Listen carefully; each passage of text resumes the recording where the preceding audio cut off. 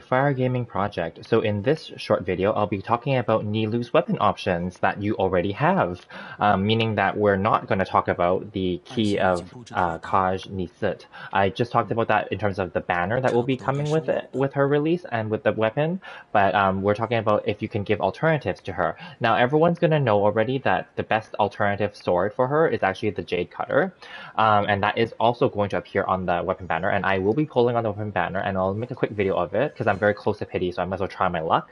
I do own a Jade Cutter already, but I wouldn't mind another one, right? But so we're going to go through the different weapon options that are available already up to 3.1, Phase 1, basically.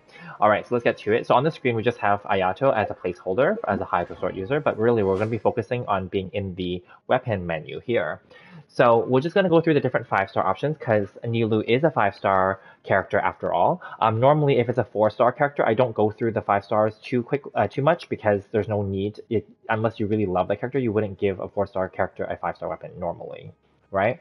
Or if you really need to use that character in that way. But anyway, so because Nilou is a 5-star, so let's get to it. So I already talked about the Kiev Kaj Nisit, and the weapon card came out already on the Twitter, official Twitter account. So we talked about that. I'm not going to reread it here, the passive and all that, but basically it's an HP percentage substat weapon, and it's basically, the passive is meant to be buffing the elemental mastery and HP and all that stuff. So it's more specific for Nilou's kit. And we also know that Nilou's kit is involving hydro and dendro reactions, to say it in a short way. But basically, she creates bountiful cores, which are more powerful dendro core, basically, that explodes, right? And she's meant to be limited to using dendro and hydro characters in her team composition. So herself, plus another hydro character, preferably a healer, because apparently the bountiful cores can damage her or damage your team as well. And then dendro characters as well. So then, like, keeping in mind, we only currently, as of up to 3.1, we only have 3 Dendro characters, including the main character or main traveler, plus Tainari and Kole right now, right? Because Nahida will come in 3.2, right? So we don't have that many choices for the Dendro. And yeah, so keep that in mind. So her weapon is very niche at this stage of the game, until maybe later in the future when we get lots more Dendro characters, etc. So that aside, that out of the way, let's just talk about the main weapon that's comparable to the key, which is the Primordial Jade Cutter. This is a universally awesome 5-star sword that basically is like the Homa of swords, right? It just increases your HP, which you'll need, and your attack based on that max HP bonus. And then, of course, it's a crit rate weapon, so it's perfect if you use her as a DPS or sub-DPS or support DPS. So perfect. And this is technically a bait weapon that many people didn't get on the Kokomi Donut weapon banner. So hopefully, for those of you trying to get this another time right now, hopefully you can get it. I'm gonna definitely set my epitomized path for this weapon over the key. I think she'll be fine with it. Obviously, the key will be her best in-slot weapon, but there's no point in talking about that when we're talking about other weapons here. In terms of 5-star options, I actually will just be honest. I'm gonna say this in a simplistic way. While this one is interesting, the Haran, I don't know that many people went for this weapon back when Ayato released. I'm going to be honest. I was super lucky that I did get it and won that 50-50. But, there are other weapons that you could go for. But this is a nice weapon, and it could work for her as well. And I'm not going to read the passive, but it's also a crit rate weapon in this case, similar to the Jade Cutter, right? And the passive could work there because there's some elemental skills involved. Because arguably the main bulk of her damage will come from her elemental skills, because her skills is the one that requires the dendro and hydro reaction to create the bountiful cores, right? So this could be a great option. Mist Splitter is also a great option, but I don't believe that she can infuse her blades unless it's part of her constellations, which not many people are going to go for, especially if you're free to play or low spend. So I don't know what her constellations are, to be honest. So I'm just saying, because the reason I bring that up is because Mist Splitter, if you want to get all the max stacks, it requires you to infuse your blade with an element. So that's why it's good for Ayaka, because she can easily infuse with Cryo, right? For example, and if you have a C6 Kazuha, you can infuse with Animo as well, and Kaching in a limited period of time can infuse with Electro. So yeah. But that's for max stacks. If you don't care about max stacks, then this could be a good weapon as well, especially if you can get her crit rate really high, then yeah, it should be fine. And then Freedom Sworn would be an alternative option for her because remember, the bulk of her damage will come from Dendro and Hydro reactions. So Elemental Mastery is always appreciated. So if you have extra Freedom Sworns lying around, this could be a great weapon for her. It also increases, I believe it increases speed and all that stuff down here too. So it's not a bad weapon to have. Having said that, Skyward Blade, she could definitely benefit from extra energy. I'm sure all characters can benefit from energy, especially if you use her in a more supportive role and less of a main DPS on-field role. Then this could work as well because she gains a little bit of crit rate in the bottom, and Skyward series is a pretty good placeholder series, so nothing against it, and this is definitely an option for her as well.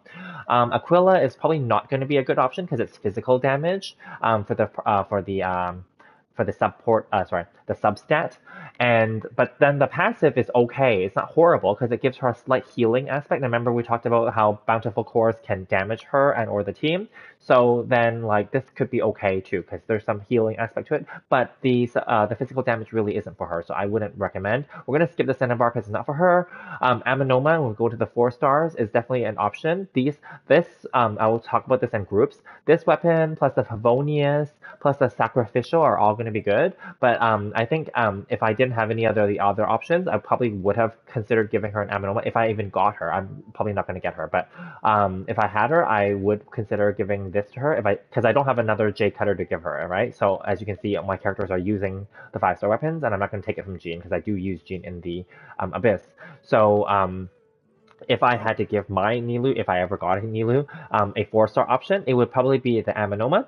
Or, depending on how I use her, I'd have to try her out first, but maybe I would consider the Favonius. This is universal as well. Obviously, it's more for a supportive role, and you do need to make sure that she has crit rate high so that she can get the passive to get more energy for her and the team.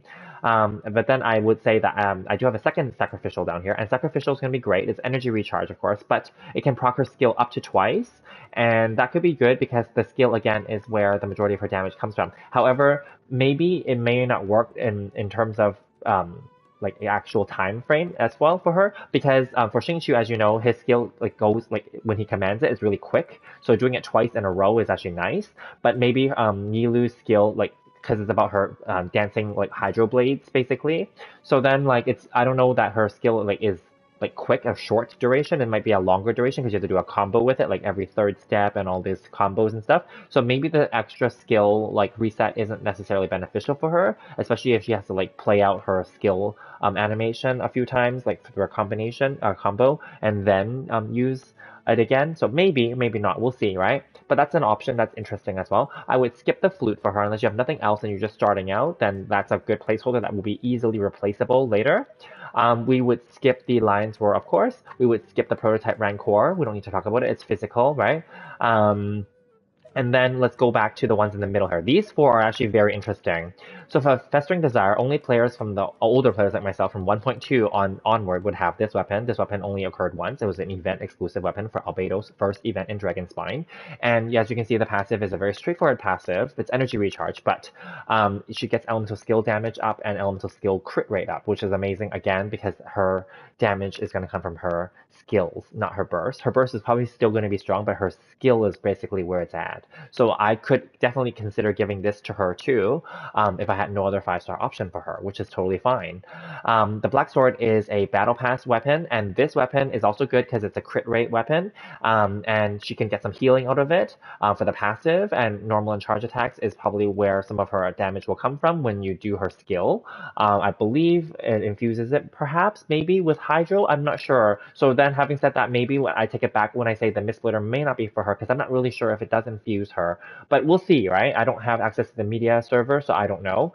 But, maybe. So those are options. And then Blackcliff is definitely a great option, but you have to make sure that you can kill different enemies, more than one, to maintain the stacks of the passive. But if not, then it's a good stat stick, and it is available in the Paimon shop. And last but not least, the Iron Sting is a craftable version of the Freedom Swarm, but a 4-star version. Still not bad, especially if you're doing elemental reactions with her. Great option as well. And there is one final sword that I don't own, but I can talk about, is Alley Flash, which is a Mondstadt limited series weapon. And that weapon is okay. I would just say that it's not like a must-have and not many people have it. Clearly, I don't have one either. I think I used to and then I got rid of it because I didn't care for it. But basically, I'm just gonna pull up the passive here. It's an elemental mastery weapon, and it increases damage dealt by the character equipping this weapon by 12%. It's very straightforward, and then but taking damage will disable it. So it's straightforward if you have it and no one else is using it. That's totally fine. The alley flash. Yeah, and I don't believe I'm missing any other swords unless the Summit Shaper. I don't have that sword either, but that could be okay. It's a universal like weapon that involves you getting shielded in order to double your attack. Basically, it's kind of similar to the Unforged, which I do have. So similar to that passive, not exactly, and I don't have the Memory of Dust, but they're all from the same series. That weapon technically is supposed to be Albedo's best in slot weapon, but it's not because Albedo's best in slot weapon was the free event weapon that we got. That's a 4-star weapon, but that's a different story. And I won't be doing a weapons options discussion for Albedo because there's no need because he only has the one great weapon really. Plus, he's not a new character anymore, so there's no need. So these videos are meant to be talking about only the new characters and the new weapons, etc. So anyway, those are my thoughts. So back to just to sum it up quickly, the best options that are 5-star for her are probably going to be Primordial Jade Cutter. If you of course, any of the 5-stars, I'm going to be honest, except for Aquila. Let's just keep that straightforward. Even including Summit Shaper, that one, if no one else is using it, it could work for her if you pair her up with a shielding character like Zhongli. Totally fine. So any of the 5-star weapons are going to be great for her, but Jade Cutter should be the best one for her kit. And then from the 4-star side, any of the support-based weapons, EM, so Energy Recharge, Elemental Mastery, any of those are going to be great for her. So again, Iron Sting is great. And Monoma is going to be good. Favonius is going to be fine. Sacrificial is going to be fine, right? You know? And if you have Festering Desire, that's going to be great, right? And then the other two crit-focused ones, so Black Sword and Black Cliff, these are going to be great as well, depending on how you plan to use your Nilou. Let me know how you guys plan to, or if you guys plan to get her, or what you're going to give her as a weapon. Again, if I were to get her, which I don't plan to now, because I won't have enough wishes, if I were to get her and I didn't have her weapon, which is very highly likely, if I didn't have her weapon, and I didn't have another Jade Cutter, I would just probably give her, I think now, maybe the Festering Desire or the Amenoma. Maybe leaning towards Festering Desire now that I think about it because of the skill damage specific to her kit, right? I can easily give her the Black Cliff or the Black Sword too. Depends on what kind of artifacts I end up giving her because it depends on her crit rate and crit damage output as well and how to build her. Likely you're going to want to build her HP and her EM as a focus, and of course crit stats is an always for DPS or sub DPS characters. So those are my thoughts on weapon options for her. Let me know what you guys think in the comments below, and I will see you guys in the next